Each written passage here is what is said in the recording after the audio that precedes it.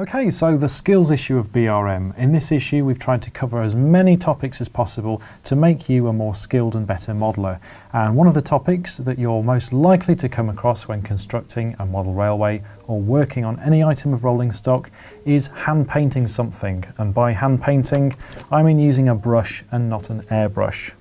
Now, in many cases, using a brush makes sense because it's quick, there's no cleaning involved like you need with an airbrush, and unless you need a perfect finish on a particular model or a specific effect where you're fading paint in and out like you get with an airbrush, good quality brush and a good set of brushes goes a long way. So today I'm going to demonstrate on this building which I created a couple of years ago for my long-term project layout called Penmaenmawr. This is the station of Penmaenmawr on the North Wales coast. I'm going to demonstrate a little bit of the techniques required when brush painting a model. You can see the front side of it is all painted and complete. However, if we just spin this model round to the rear, which is probably one of the more interesting aspects when you're brush painting a model, is a stone finish on the back of the building. Now, creating stone finishes and painting them can be a little bit tricky at times. It does put some people off, whether that's scribing it from clay, whether it's buying a sheet off the shelf where the stone effect is completely finished. Sometimes you've just got to tweak those effects to get it just look right on the model and tie it in as a whole and make it all look harmonious. So you can see here I've done it in stages so far from the very beginning where there is the white primer left over from when I sprayed the building. This was a white building, as you can see, lots of render all the way around it, so it made sense to use white as the base coat and then I don't need to go over on the top coat again. I've then started to dull it down a little bit with some acrylic paints, which we'll come on to in a little bit. And then I've started to build up colours for the mortar, and then finally you can see some of the variations in tone and hue coming on there with the sort of effects for the stones themselves. But before you start brush painting a model, it's really important that your model's clean.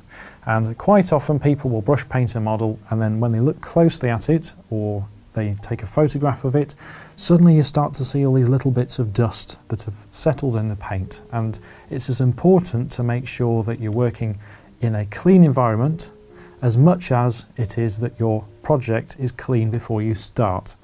Now, for many models, you can give them a wash under some water, unless they're card, of course.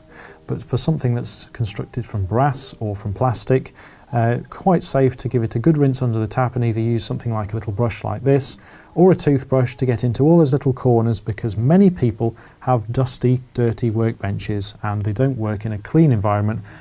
Modelling can be quite dirty at times on a workbench. So give your model a good clean before you make a start on it.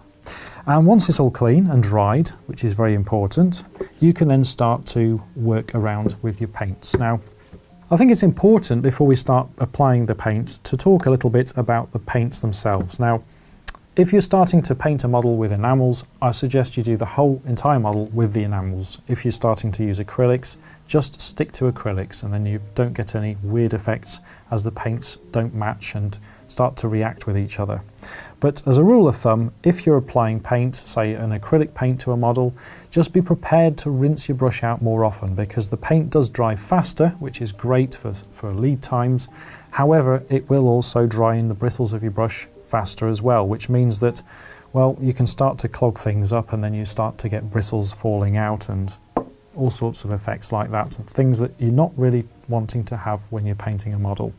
If, however, you do get any bristles that fall out on your model, well, you can just pick up a pair of tweezers as you work and be as discreet as you can to remove them. So that's the basics of painting and brush painting a model. I think it's time we get started on this model now and actually demonstrate some of these techniques in use. Let's get started. This is Life Colour's Stone Grey paint set with 6 hues ideal for painting stonework. I'm applying UA784 as the mortar colour with UA913 as the stone colour. Before painting, ensure all sediment from the bottom of each pot is mixed properly. It requires a few coats of paint, but work in a random fashion from all directions to ensure mortar lines are painted. With this coat dry, it's time to dry brush the top coat to represent the stones. For this, apply a minimum of paint to the brush, wiping excess on a paper towel. Gently work the brush at a shallow angle across the stonework, avoiding mortar lines.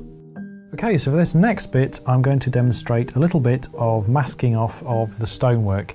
Now, this is a plasticard piece of sheet which I've cut to shape around the windows, etc., and tried to blend in as best as I could as possible with a little bit of filler, just to make sure that those stones continue between one sheet and the next.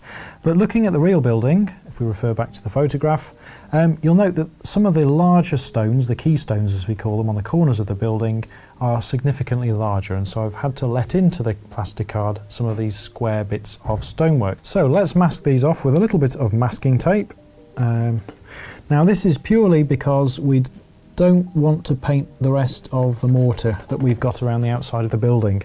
We'll need to apply the paint a little bit more heavily on these than we are with the little stones, and get a bit more colour on there for the contrast.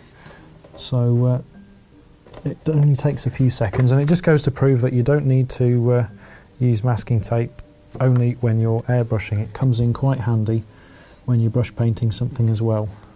And it's basically a question of just following the stones as they go down the building to make sure that they're all masked off correctly and look very close to the way the prototype does.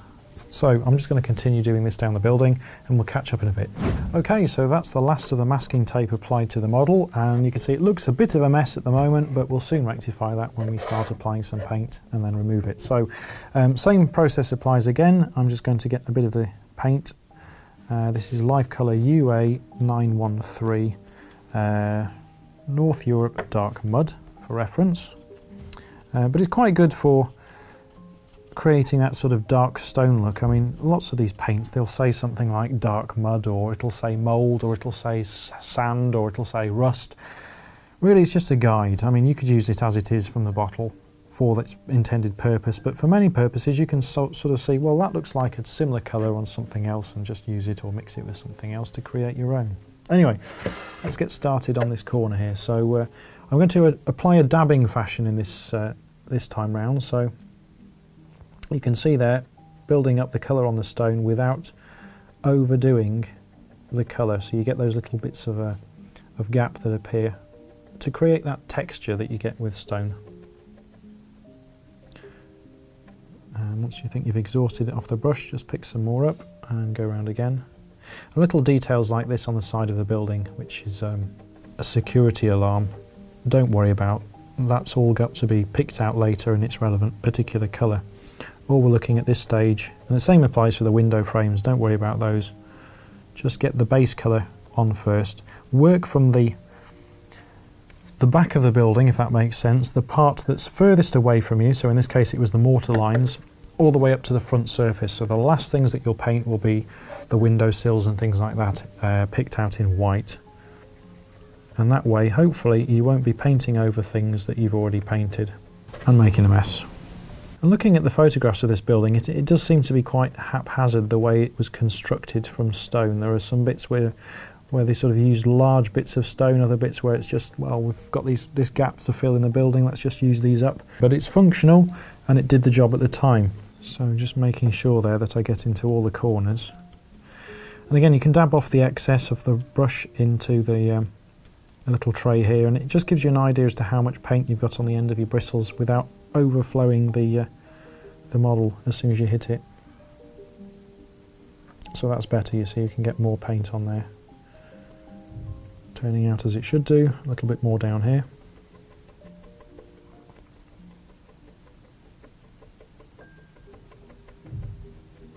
I mean, the main thing to remember when you're painting buildings is that it isn't rocket science. If you've got the colour right, the colour matches, and you're replicating an impression of the techniques that are what you see to be in real life, because you're never going to get it 100% exactly as it is. That's something to bear in mind. It'll look good from a distance, it'll look accurate, it should look convincing, and if it isn't, it's only paint, you can wipe it off and start again. Don't be frightened to get the paint on your model and work it around. So just blending in those areas to what we've already done. And I think it's time that we peeled some of this masking tape off just before the paint dries, just to see how it looks. So let's go in there with our fingers.